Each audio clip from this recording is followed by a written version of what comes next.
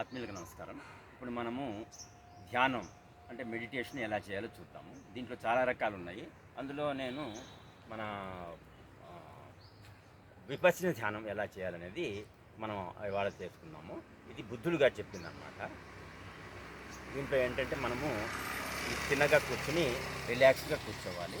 కూర్చున్న తర్వాత కళ్ళు మూసుకుని మనం చేతులు ఇలాగా ఒక ఎడమ చేయి మీద కుడి చేయి పెట్టుకోవచ్చు, లేకపోతే చిన్ముద్రలో కూడా ఉండొచ్చు అన్నమాట. ఇప్పుడు మనం సహజంగా మనం శ్వాస తీసుకుంటూ గాలి లోపలికి బయటికి సహజంగా వదులుతూ అది ఎలాగ నడుస్తుంది అంటే శ్వాస ఎలా నడుస్తుంది, ఎలా గాలి లోపలికి వెళ్తుంది, గాలి బయటికి వెళ్తుంది అనేది మనం ఇటువంటి ఇన్ఫ్లుయెన్స్ చేయకుండా, అంటే స్పీడ్గా కానీ స్లోగా కానీ చేయకుండా ఎలా సహజంగా అది జరుగుతుందో శ్వాస దాన్ని మనం గమనిస్తాం.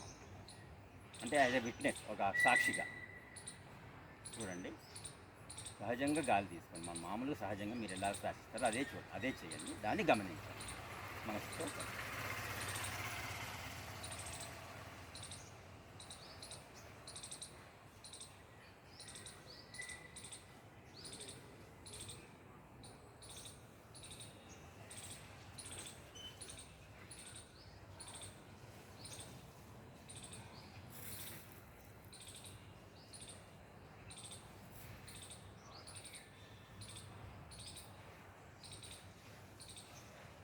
ఇలాగ 10 నిమిషాలు కనీసం చేస్తే మీకు చాలా స్వస్థత వస్తుంది, చాలా రిలాక్సేషన్, మైండ్కు బాడీకి కూడా రిలాక్సేషన్ అవుతుంది.